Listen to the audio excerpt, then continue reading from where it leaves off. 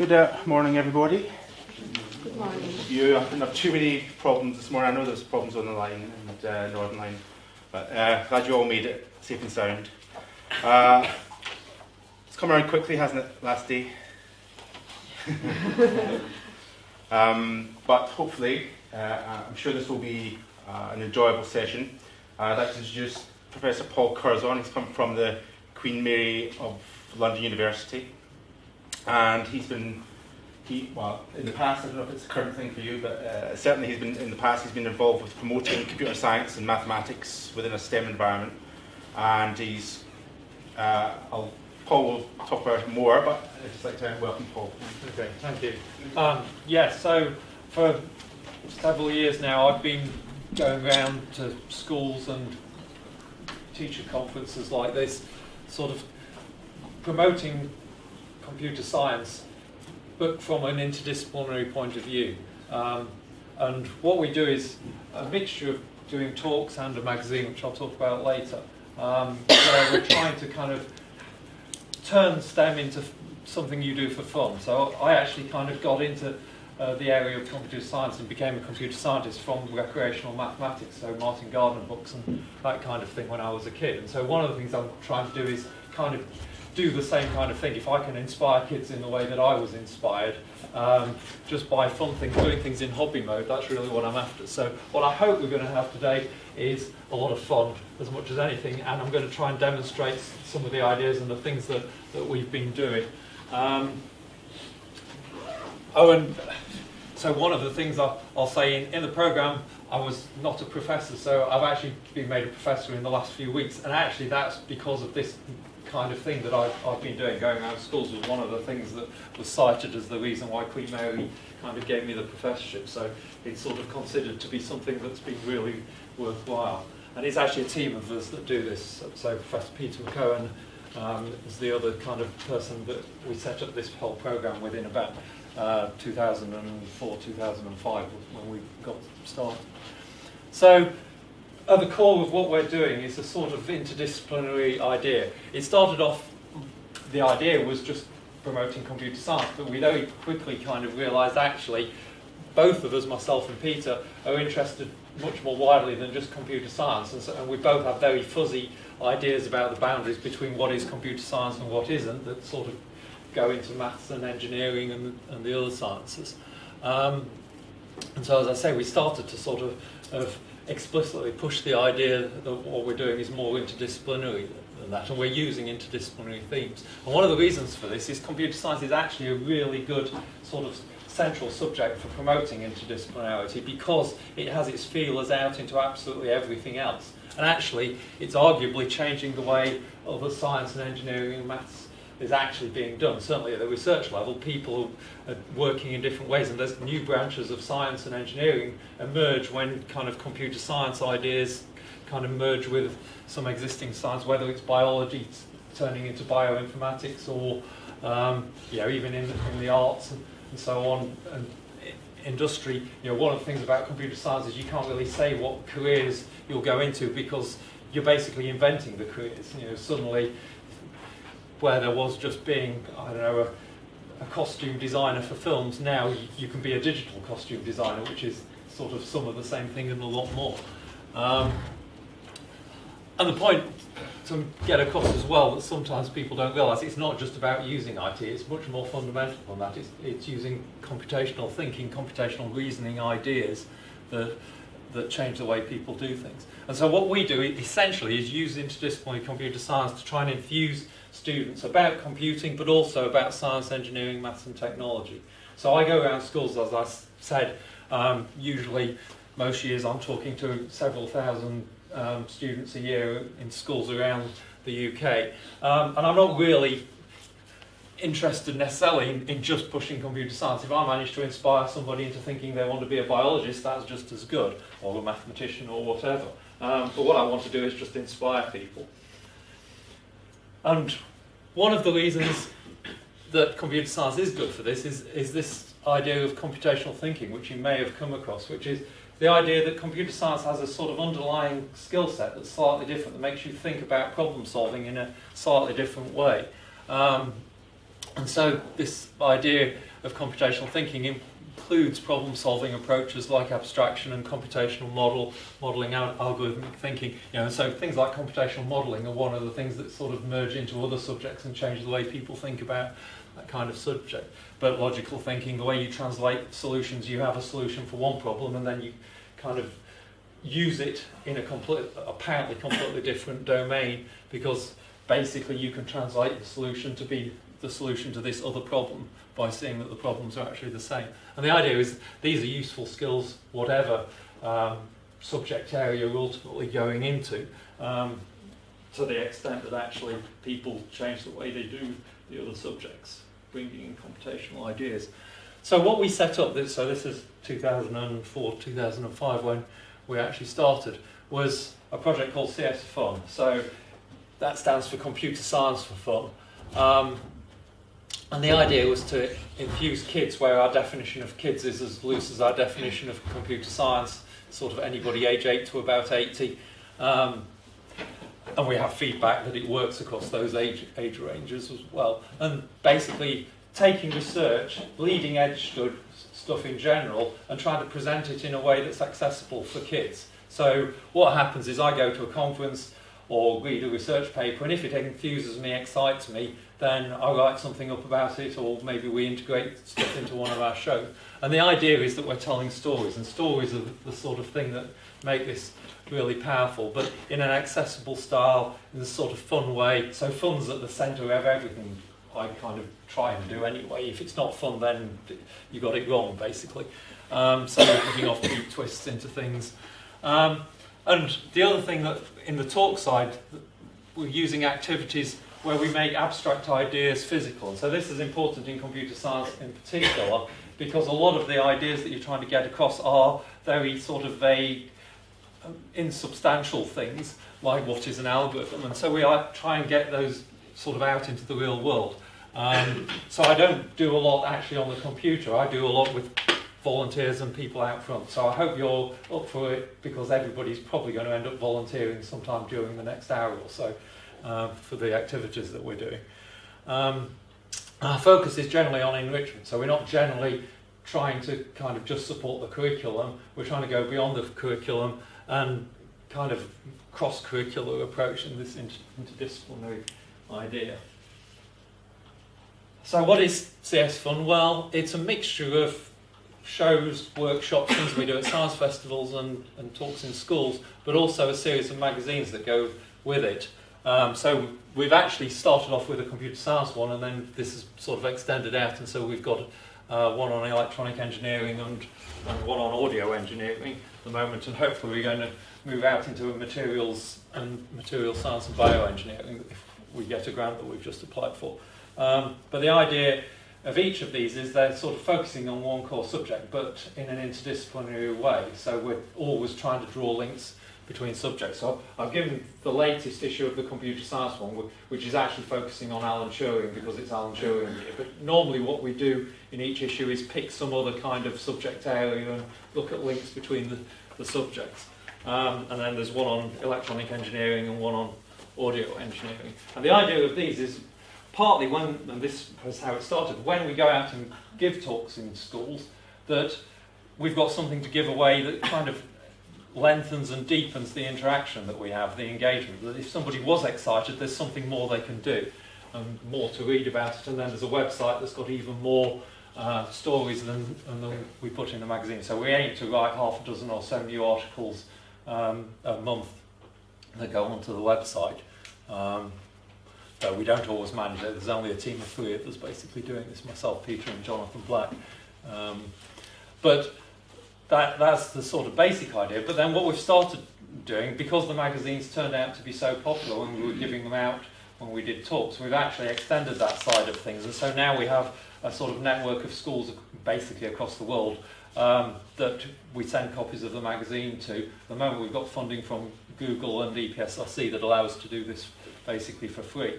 So we send out class sets for schools to use each time we produce a magazine, and you can just sign up on the website if you're interested in that.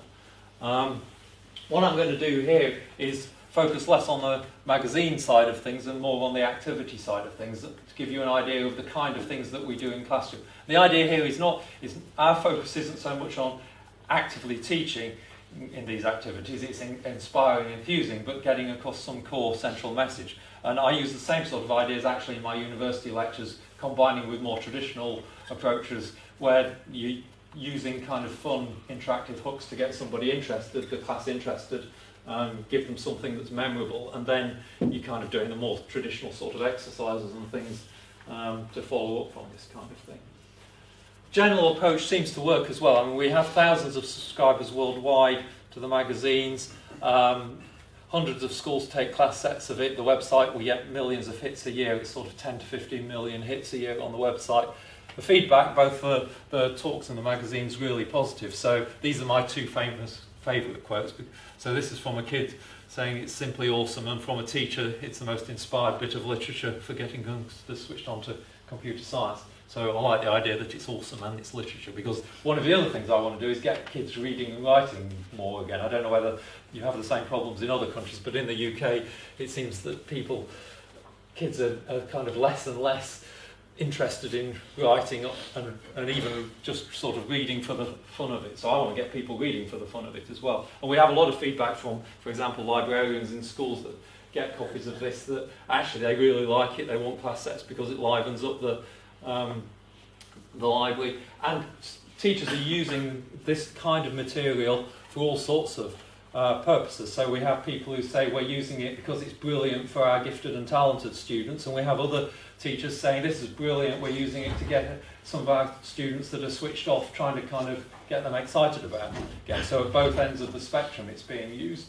It's used for core ICT classes, it's used by science and engineering classes, and it's actually been used by English teachers as a way of kind of getting people reading. We've got explicit feedback about that.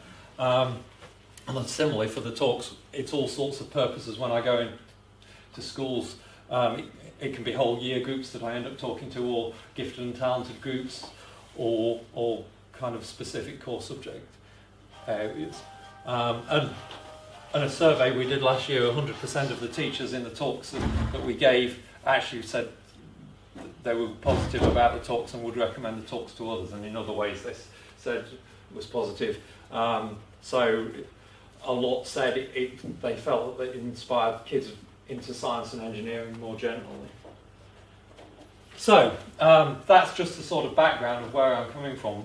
What I thought I'd do is, in the time that I've got, I'll try and just go through as many of the kind of activities we do in the different school talks as possible, and give you a kind of feel for a range of things, sort of picking out activities that on the whole are ones where we're explicitly trying to give cross-disciplinary integrated kind of messages about biology and computer science, or philosophy and computer science, or whatever. So at this point, what I'm going to do is treat you as though you're just any old class of 8 to 80-year-olds, and try and excite you and enthuse you, and I hope you'll have fun. I have fun anyway, and so that's all I'm really interested in, as long as I'm enjoying myself. And that's one of the things that's actually really important about this. If you're having fun, that's infectious, and so we don't do anything unless we think we're having fun ourselves, and if I'm bouncing enough, then I hope I can get everybody else in the room as sort of excited as I am. Anyway, so what I thought I'd start with, this is actually one of the first talks I ever did, so this is kind of where I started. This piece of paper has been with me just about everywhere. So basically this piece of paper, I've got this piece of paper, and it's actually incredibly intelligent. It's probably the most intelligent piece of paper in the world, I claim, and it's more intelligent, I reckon, than anybody in this room. It's a fantastically intelligent piece of paper. Okay, brilliant it is. There's some people who are looking a little bit sceptical here, actually. Actually, let's just have a quick vote. So, hands up if you think that I'm telling the truth, that you think this is an intelligent piece of paper, and you're happy to accept it probably is more intelligent than you are. So hands up if you think this piece of paper probably is intelligent. A few people. Okay. Hands up if you think he's talking total garbage, he's just winding us up. it's clearly not intelligent, it's just a piece of paper, and you can see it's just a piece of paper. So hands up if you think I'm talking garbage and it's not intelligent, and certainly not more intelligent than you. A few more people. And hands up if you're not willing to put your hand up. Anybody else? Okay. Actually, I would go with the people who say I'm talking garbage. And certainly just because somebody comes here and says, hey, I'm from a wonderful, great university and I'm a professor, you should listen to me. And if you start sort of spouting garbage or stuff that sounds highly speculative, then you shouldn't just accept that. You probably should question it or ask for evidence. I mean, this is basically what science is about, kind of asking for evidence. And the more extreme the claims, the more evidence you probably ought to want. So, but bear with me for a moment. Let's just suppose this piece of paper actually is intelligent. Anybody got any ideas? What could I have done to the piece of paper that would make at least me believe it was intelligent? You know, what might be the basis that I was claiming this piece of paper was intelligent? What might I have done to it? Yeah? I can see the blank part, the blank side, and I think the blank side is more intelligent than we all, because clever men like Lev Tolstoy or Sir Newton can write something very intelligent. So you see, when you have a paper, you have a pen, it's great. You can reach everything. Yeah, I think it's more intelligent than me. Really. So you're saying it's a blank slate that amazing things could be done with. But you're saying that other intelligent people, Tolstoy or whoever, would be able to do something with it. So would that mean that the intelligence, though, was in the piece of paper, or is it in the people that are going to do wonderful things with it? And this is what this activity is about.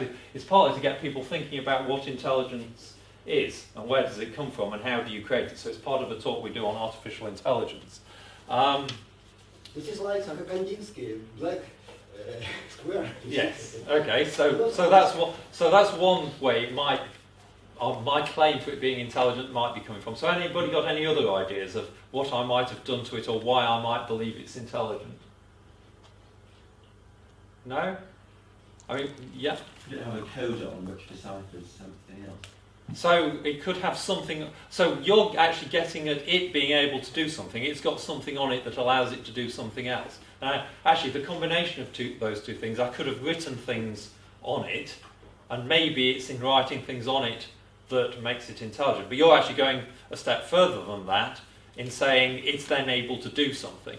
And actually, that's where my claim for this would actually come from. It's not actually about anything specifically written on it, it's what it can do. Okay? And I would say if you look out the window and, I don't know, you saw a squirrel burying nuts or something, would you think it's intelligent or not? Well, you might decide it's intelligent if you watched it long enough and you saw it doing something that was intelligent behaviour. So one thing people quite often suggest is, oh, there's some great equation, somebody's already written something on it like E equals mc squared, and that's a great equation, so it's suddenly intelligent. But that's just information, or knowledge perhaps, and just putting that on a piece of paper doesn't necessarily make the piece of paper itself intelligent, because then any book would be really intelligent, and if you take the Encyclopedia Britannica, for example, then maybe you've got the most intelligent thing, but actually people don't think of it as being intelligent in the way we think of ourselves as being intelligent. But it is about what it can do. So how could you make a piece of paper be able to do things? Well, one thing you can do is start embedding computers in them, of course.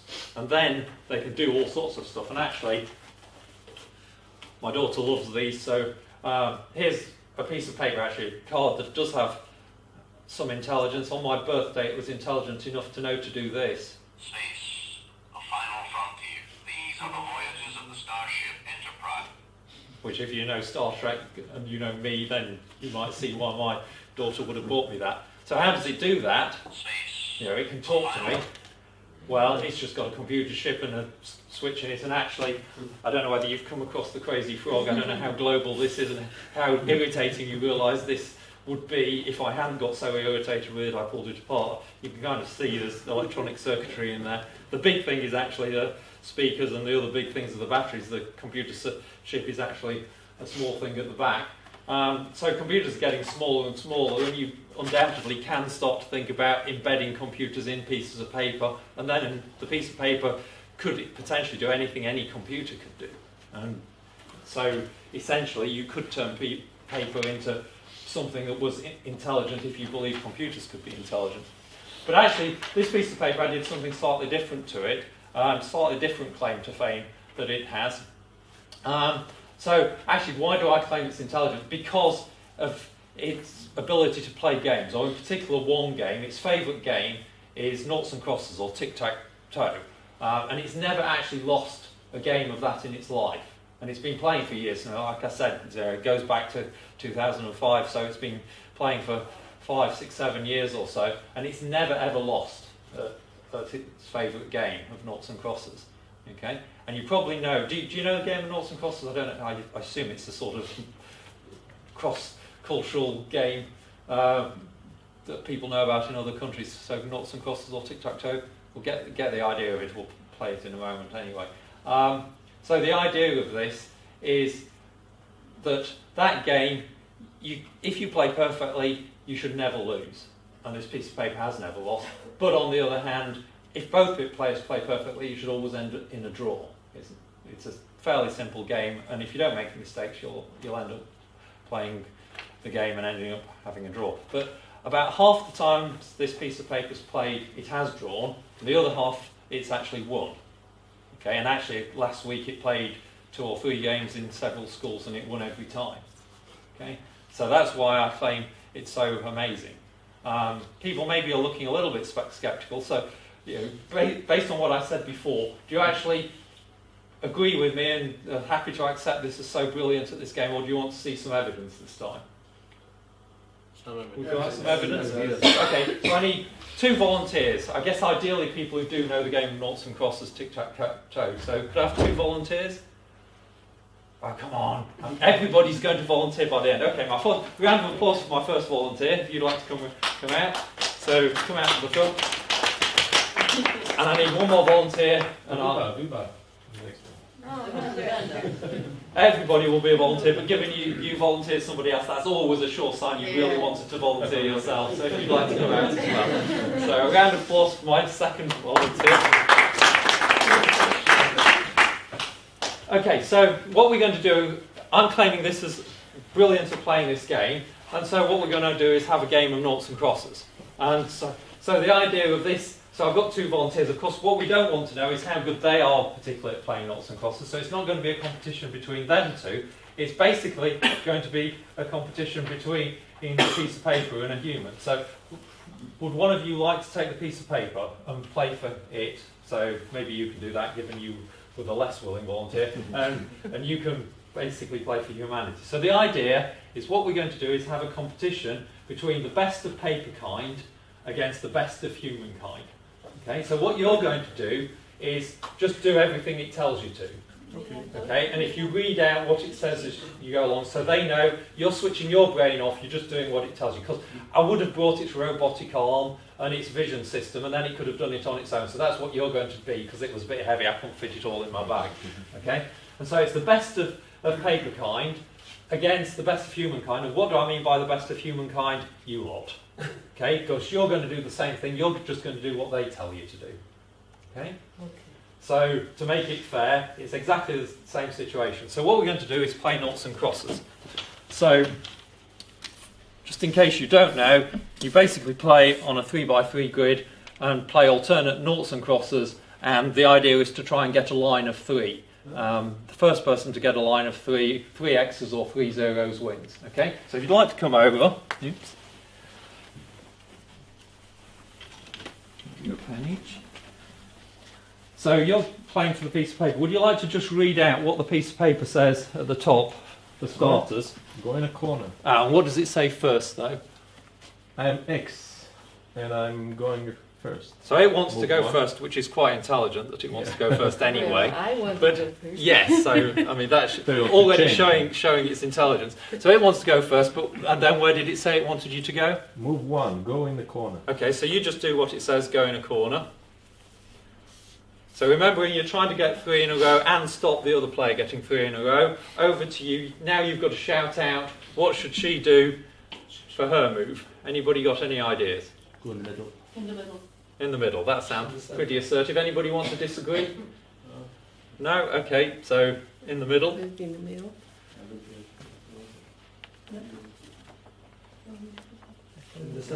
But anyway, Yeah. all agree. You all agree?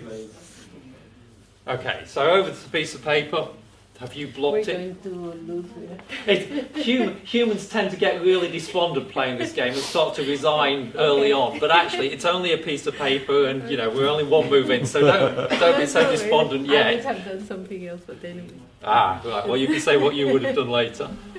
If the other player did not go there, then go to the opposite corner to move one. So the opposite corner to Otherwise- move one. So you haven't stopped it doing what it wanted to do, so it's Yeah. feeling smug at the moment. Okay, so where does humanity want to go? One of the corners? It's No, already, it's you know, already one. humans all, He- you know, he they has start to already resign won. at this point, like I said. But it may Where not do have you want me to put it? Okay. Any corner? Go on, come on. It was faster than this. We're playing on a clock like in Yeah, chess, maybe. You can't dilly dally. Humans tend to be argumentative at this point as well, and some people do get really despondent. But it's only a piece of paper, and it may not have seen what you think you've seen. Those of you who are saying we can resign, and actually, you could have stopped. That's it, I the- won. You could have I know. stopped the bad things that are now about to happen, but you've just blown your chance of doing it. Unless it's not as clever as I'm claiming it is. So, but what does it want to do? I mean, you're about to win because you're about to get a line of 3. Has it seen that? Does it know what's going on?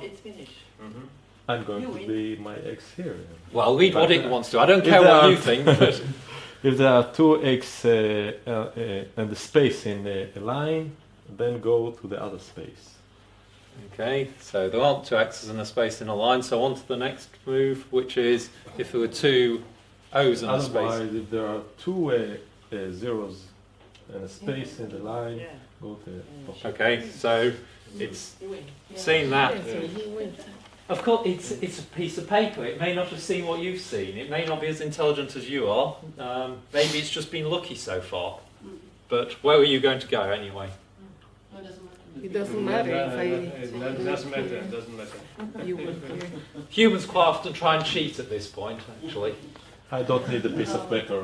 Well, but Yeah, but you but it's have not to what you're follow the intelligent. directions. if that's what you want to do, what does the piece of paper want to do though? Because it may just go, it may really mess Yeah. things up at this point and go somewhere random. But where does it want to go? If there are, if there are two X and the space X's in and a a space. line, then go to the. Okay, so it does want to go the same place as you, and it's won. As I said, it's a truly brilliant piece of paper. Never loses at this game. As we said at the beginning, if you play perfectly, it should end up in a draw, and actually, it still beat you despite that. You did have a chance earlier on to avoid this horrible situation where you've been beaten by a piece of paper, but it's happened, and this is now, I think, 4 times in a row that my piece of paper has won games of noughts and crosses. So I think it deserves a round of applause and a round of applause for my 2 volunteers. Thank you. Thank you. And I hope you can now see how truly intelligent this piece of paper is, and it wasn't just a hype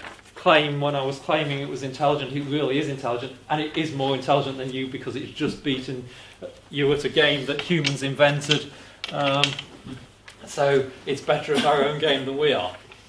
So, you wanted evidence, there's your evidence. You know, that's pretty intelligent behaviour. It actually forked you, so you were busy resigning several moves before the end. So that's why I'm claiming it's intelligent, not for kind of other reasons, but because of what it can do. It can outsmart you at your own game and do it in a pretty clever kind of way. Okay, so at this point we ought to have that vote again. So you wanted evidence. Hands up now if you think this is a really intelligent piece of paper. Oh.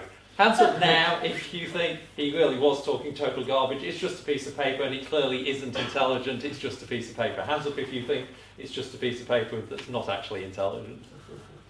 So actually, there's still a lot of people not willing to put their hands up, but we seem to have drifted the other way and nobody was willing to say it was intelligent now. But you've seen the evidence, it's beating you. That is intelligent behaviour. So if you're saying the intelligence isn't in the piece of paper, there was intelligence going on somewhere there, because if you didn't know it was a piece of paper that was playing that and you were just sort of watching a sort of video and thought it was some kid kind of did that, you would probably think, hey, that's a pretty smart kid. So where is the intelligence? If the intelligence isn't in the piece of paper, it's coming from somewhere. Where, or, you know, what is intelligent if it's not the paper? Yeah? It is the ability to use the knowledge to make a solution more efficient. So there's an ability to use the knowledge. So is the piece of paper... The paper has the knowledge. Ah, so you're saying it's still just knowledge in the piece of paper. But you put this knowledge there, nobody else, not paper. Yeah, so somebody else put that there. So are you essentially saying it's the person who put the knowledge there, it's that person that's intelligent? Use this knowledge. Yeah, and then it's using it. Of course, I could have brought a robotic arm and a vision system, and I could have set up a system where it wouldn't have needed a person to actually make use of the knowledge. So maybe the piece of paper as the brain in the middle of that contraption would then perhaps be intelligent. Or would it? Or, you know, or is it that you're really saying that the intelligence is with the person who wrote the instructions? Is that where the intelligence really is? It's coming up with combination between the knowledge and the ability to use it perfectly. Yeah. So the combination of the two. Now, who do you think did actually write these instructions? You? I did, yes. So maybe the intelligence is all with me. And I'm not necessarily going to disagree with that if you're saying I'm intelligent. But to step back, so what's going on here? What is this piece of paper? It's not just knowledge. It's sort of knowledge coded in a particular way. It's actually an algorithm. And actually, what do we mean by that? It's just a set of instructions that something or someone could follow blindly to achieve some result. So actually, as you follow these sets of instructions, you're just guaranteed, without knowing what you're doing at all, you don't actually have to have played the game of noughts and crosses ever before. You don't even have to know what the rules are. You could follow this piece of paper and you would never lose as long as you play first. Okay? And that's basically all a computer program is. So when we write computer programs, what we're writing is sets of instructions like this in a computer programming language. So here I've written them in an English language so that a human could follow them. So a human language. But it's basically the same idea. So this is where we get to the possibly interesting thing. When we're doing this in the class with kids, we would then go into a discussion because they would be kind of absolutely chomping at the bit to be telling me that this isn't an intelligent piece of paper. And you can then get into a much deeper conversation about where is the intelligence. So where is the intelligence in this case? Well, if it's not in the piece of paper, it's the person who wrote it. Well, you're saying programmers are the intelligent, creative people. But you're also saying, essentially, that no computer could ever be intelligent. Because all a computer is doing is taking a set of instructions like this, and it's got some mechanism of the sort that you're talking about to actually just follow that information. So all computers are doing are following rules. So that leads to the question, is it intelligent behaviour if all you're doing is blindly following rules? And if you're saying, no, the piece of paper isn't intelligent, it's the person who wrote them, you're basically saying something that's just following rules isn't really intelligent. But of course, that leads to a much longer conversation we can have, because where did these rules come from? Yes, I came up with them, but how did I come up with them? Well, I played lots of games of noughts and crosses. I spent a whole afternoon, one Saturday afternoon, just playing noughts and crosses. But I did it in an organised way. I played one game, and then looked who won, made a note of it, took back one move, made a different move, looked who'd won, took back the last move, and I played in an organised way. And actually I used things, sort of maths ideas, symmetry and so on, to cut down the number of games I would have to play. But actually I did it in a really organised way. And I could write down a set of instructions that would allow somebody else to do that blindly and get essentially the same result as I did. And I could write those instructions down on a piece of paper, and then those instructions are the ones that are coming up with the intelligence. So then maybe it's not these instructions that are intelligent, it's my other piece of paper that says how you come up with those instructions. But that's just a set of instructions. And I wrote that set of instructions, so maybe they're not intelligent, it's coming up with those instructions that's intelligent. But then I could step back another place and I could write the instructions about how you come up with those instructions.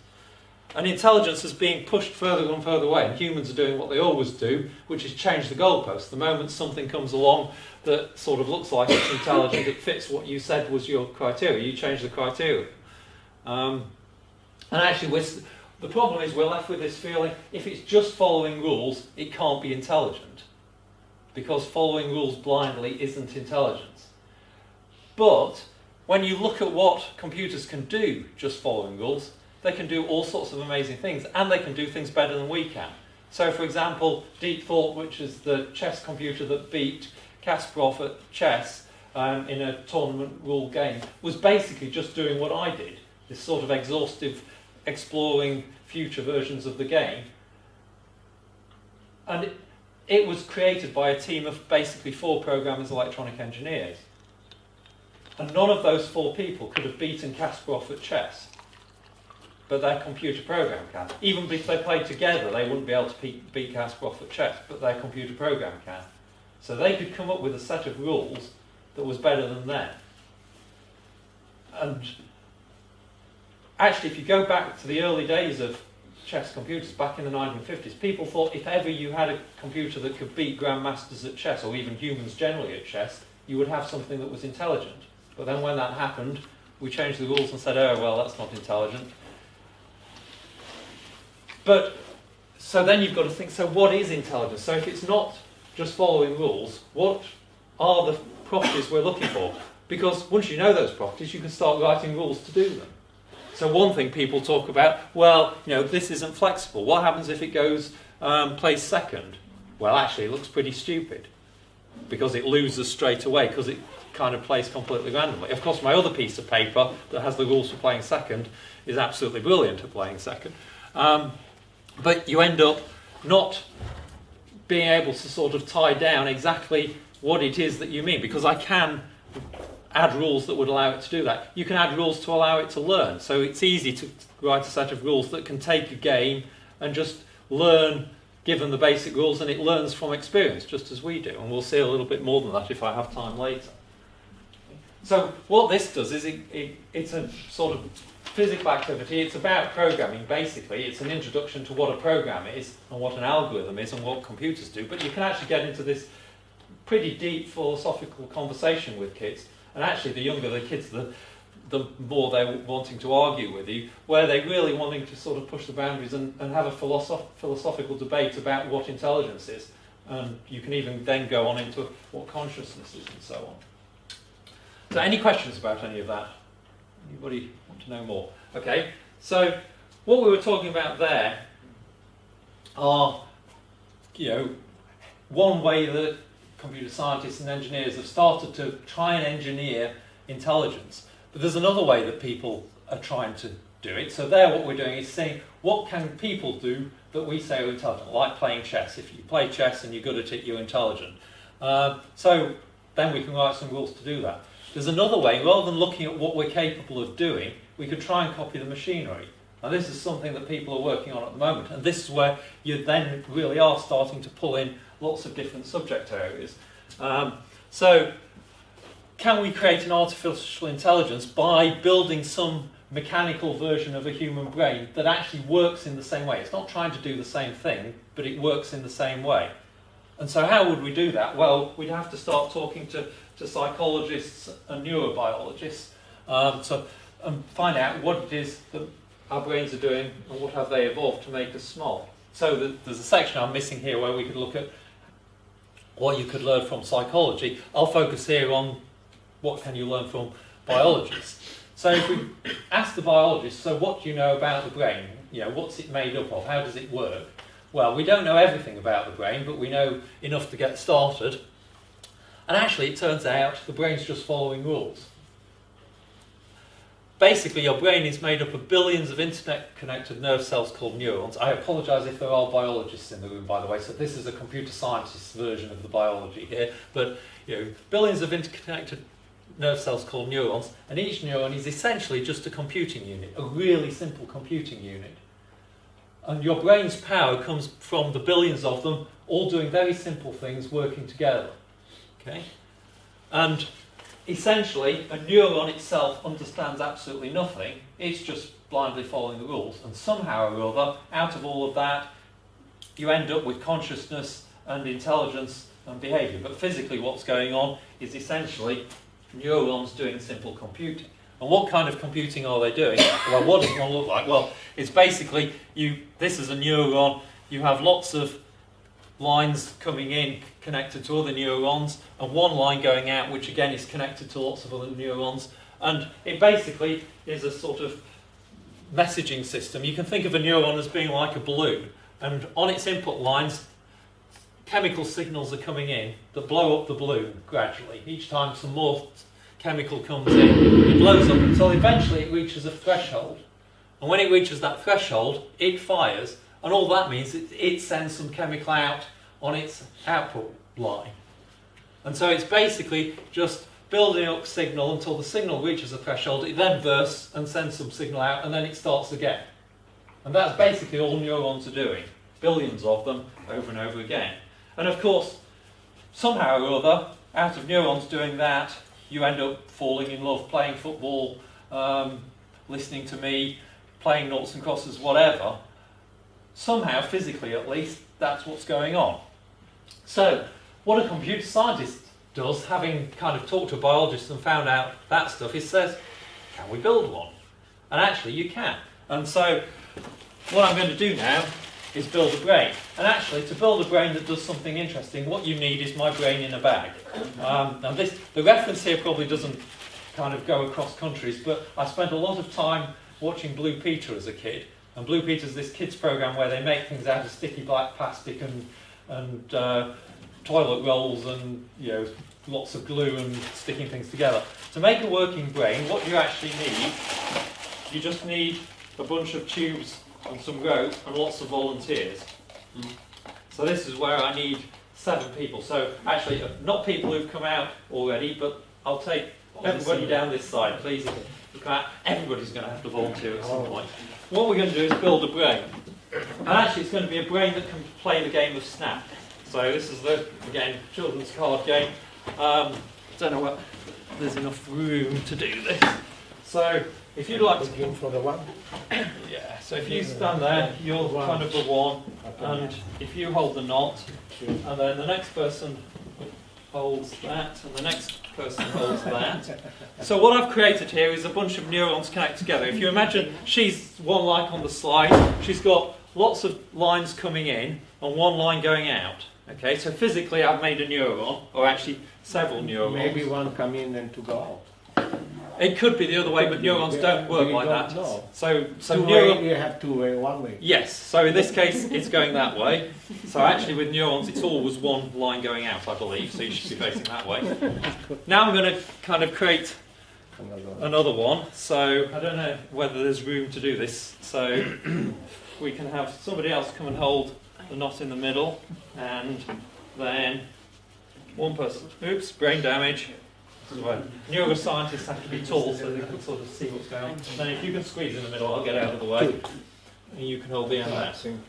Okay, so we've built a physical brain, but it's not doing anything because it hasn't got any way of sending messages. So that's where the tubes come in. So if you'd like to thread that on the end, you thread that on the end there, you thread that on the end, and you thread that on the end there.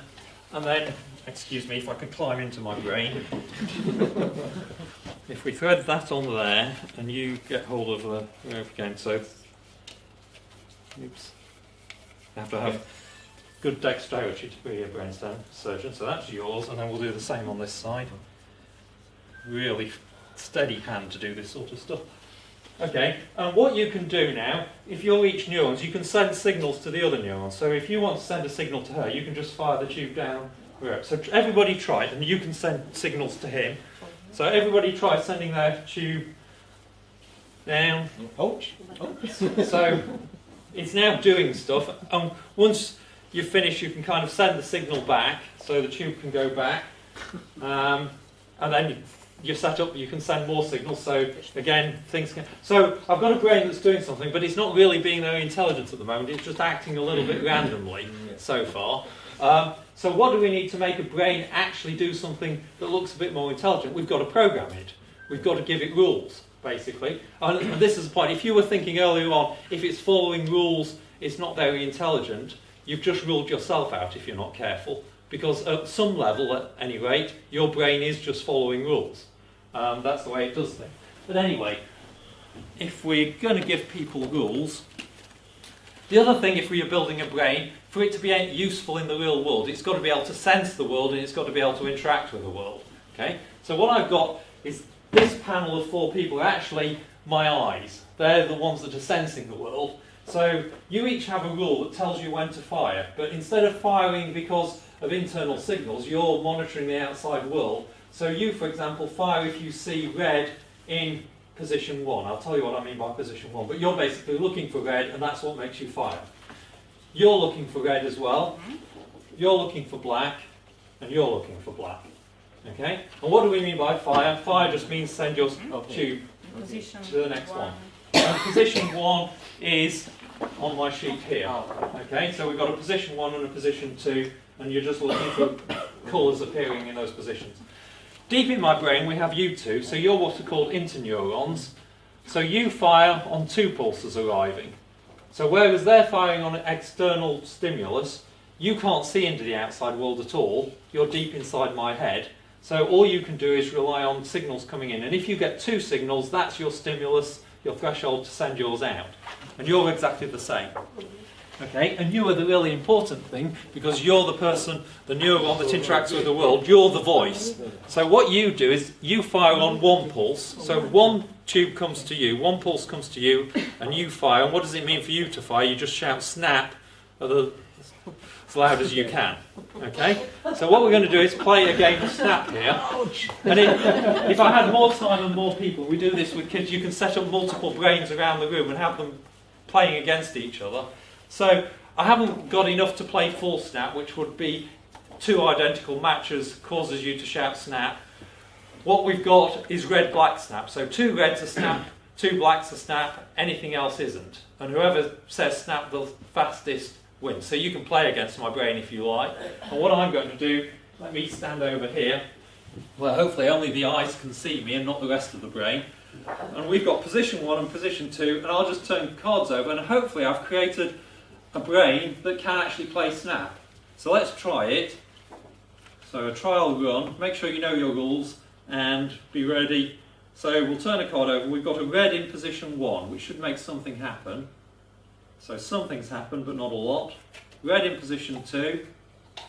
Oops. I think it was supposed to be snap. Okay, we've got a slightly erratic temperamental brain here that doesn't do what it's told, but never mind.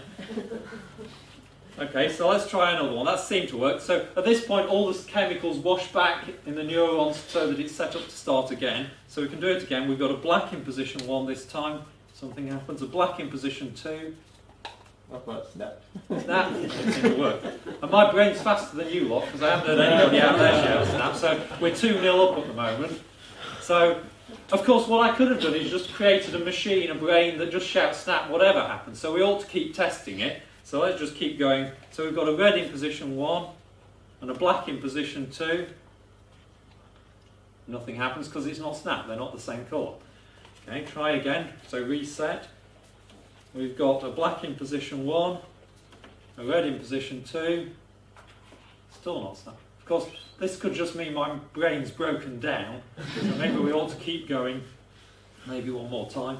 So we've got a red in position 1. Let me fiddle it this time. A red in position 2. Snap. You won, but 2-1 to us anyway. But that proves it's not broken, and it basically plays snap. So what we're doing there is building a computational model of the way the brain works. And actually when you're playing snap, and when you were doing that slightly faster than my brain was, essentially that's what's happening. Your eyes are detecting things, that's causing neurons to fire, which cause other neurons to fire, which eventually make your mouth shout snap without you really putting too much thought into it. Okay? So that's what we can do with just half a dozen or so neurons. We've got 1 billion neurons. If I had more, I could play full snap. I could start to add things that would recognise people or animals or whatever. And as I have more neurons, I could build up more ability of things that it could do. And of course, I programmed the rules. but in reality we learn the rules from experience. Some of them perhaps are hardwired, that's perhaps an open debate as to how much is hardwired, but a lot of it is just learned. Okay? So a round of applause for my brain. Thank you very much. If you want to put the brain down on the floor, I'm going to put that down. And I'll take the cards back in. But what we've seen there is how you can kind of take the ideas from biology and actually implement them as a computational model. You can actually build physical things that do that stuff. And of course, if you've got physical things that can do stuff, the next thing you can say is, actually, I could start to write computer programs that simulate the same ideas. So I could write a program that simulated an individual neuron, connect now, because it's just software, millions or billions of them together, and maybe we can start to create something that can actually have intelligence like a human.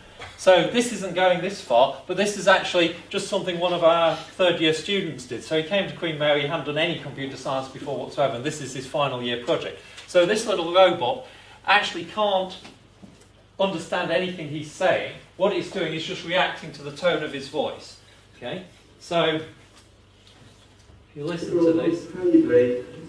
So he's talking softly, it's quite a happy robot. And it's got a neural network brain, it's the point. It's got a model like this. And as he gets angry with it, that comes across. Silly robot, you stupid robot.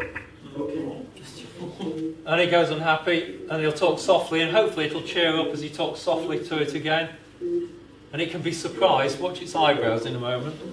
So it's happier again. It's like a dog, basically. And it can be surprised, and then he'll calm it down again by talking softly and gently to it. So what's inside that, it's actually in the laptop behind it, is a software version of what we just saw there.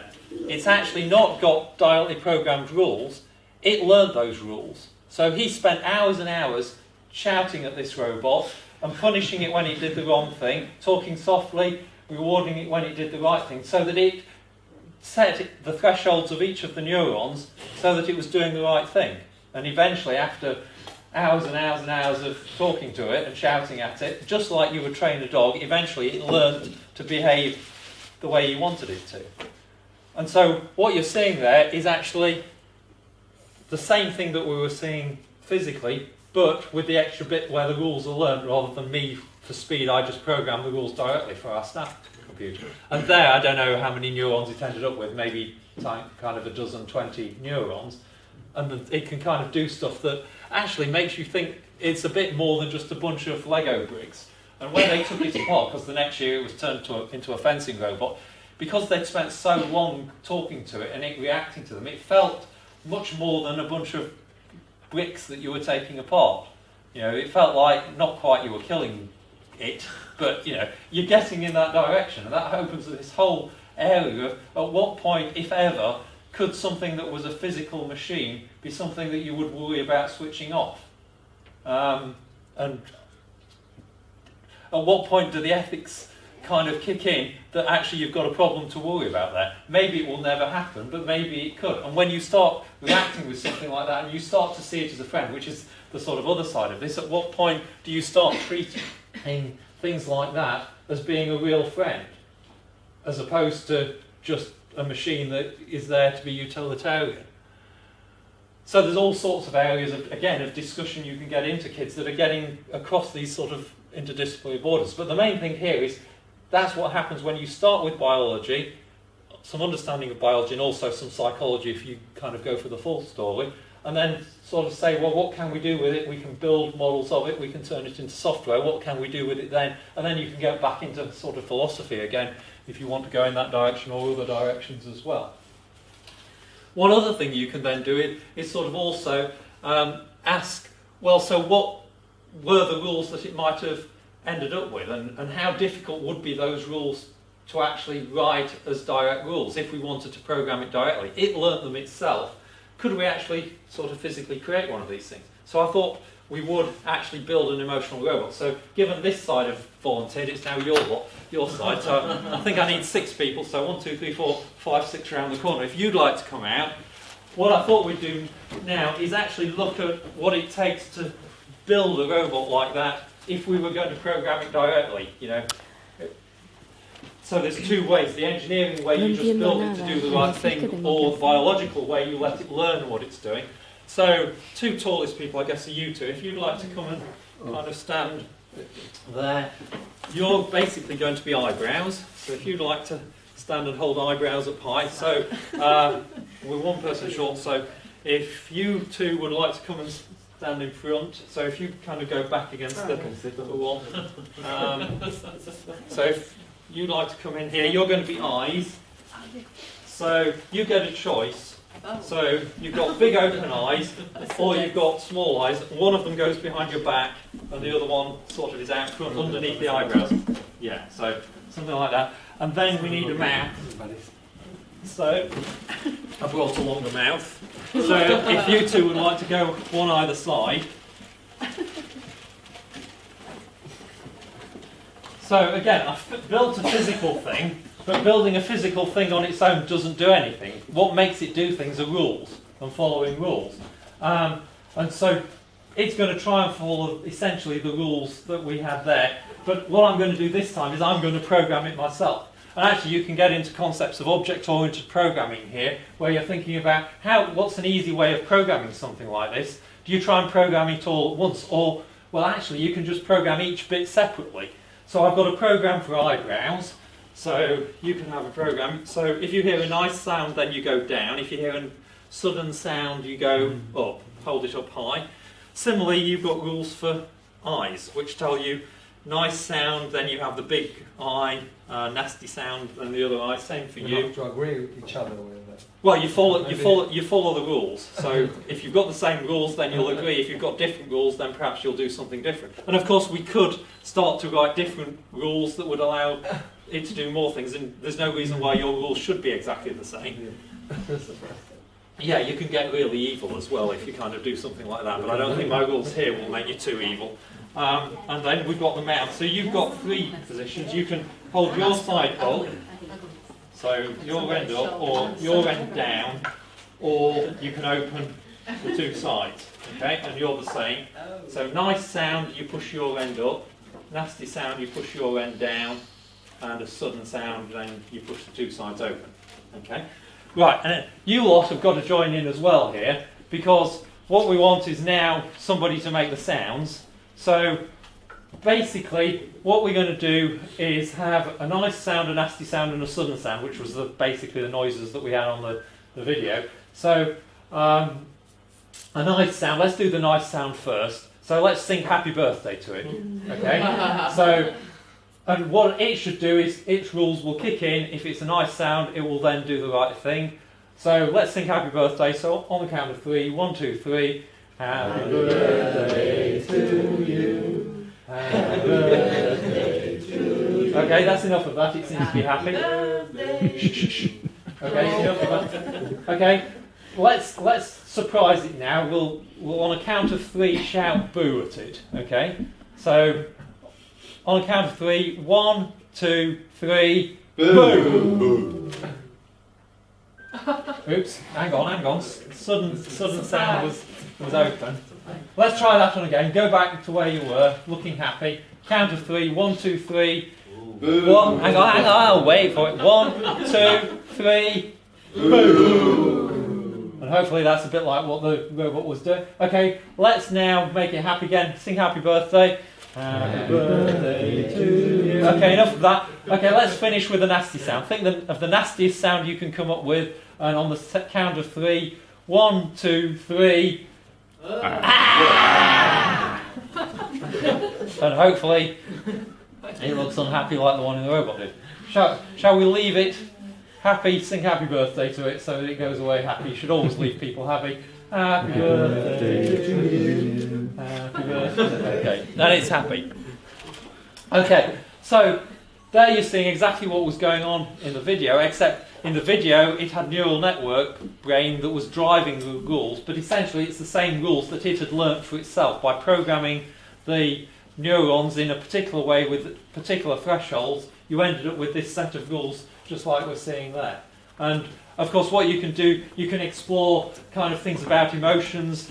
So what we've done I've done this mainly with primary school kids. You can get them actually doing faces of emotions, acting out emotions to each other, and then writing the rules for the eyes, the nose, the mouth. We even had one group who decided they wanted to have their robot stick its tongue out, and so we had a kid that was sort of wearing a red jumper, would dive out through the mouth at appropriate sounds, and you can make it wink, and you can make it look evil, and whatever you want it to do. You can make it wink is a really easy one, and that gets to the point that you were saying the two sides of the face don't actually have to be following exactly the same rules and so on. And so you can get into sort of stuff about expressions and what does it mean and how do people react to expressions. Anyway, okay, so if you'd like to put my robot down, and a round of applause for my robot pieces as they break themselves up and we can go back to sit down. So a round of applause, please. But again, so that's a way you can have interdisciplinary conversations, or you can just use it to talk about programming robots and actually what does it mean to program a robot. A lot of people use things like Lego Mindstorm and get kids actually programming robots directly, but actually this is an easier activity that you can do with a whole class where everybody can get involved, everybody can be actually writing programs really quickly, and you don't have the problems you necessarily get with trying to actually write real programs to drive real robots. And in some ways it's a lot more fun than just writing some programs and having a robot trundle around. But that's the sort of next thing you could go on to if you were focusing on that. Or you can turn it into a sort of integrated interdisciplinary sort of discussion. But that's the kind of rule that we were dealing with, and that's all it really took. Okay, at this point, that's sort of things basically around artificial intelligence themes and some of the talks we do along those lines. And generally looking at things that are links between biology and computer science and engineering, and a little bit of philosophy potentially coming in. One of the other sorts of activities we do, and there's a booklet that we've done that's specifically about biology and technology that kind of takes you to the CS4FN website and articles. So it's basically just a series of sort of images and teasers on subjects about how does computing and technology link with biology, and then there's much bigger, fuller, detailed examples on the website that go with it. What I thought I'd do next is actually do one of our other shows. There's actually a variety of different things we do where we're using magic and magic tricks as a way of illustrating ideas. So this is a mixture. So there's one show that we do which is focusing a lot more on maths and computer science, and there's one that's sort of psychology and computer science, and also one that's just a general introduction to computer science. But the idea is to actually use real magic tricks, and what we do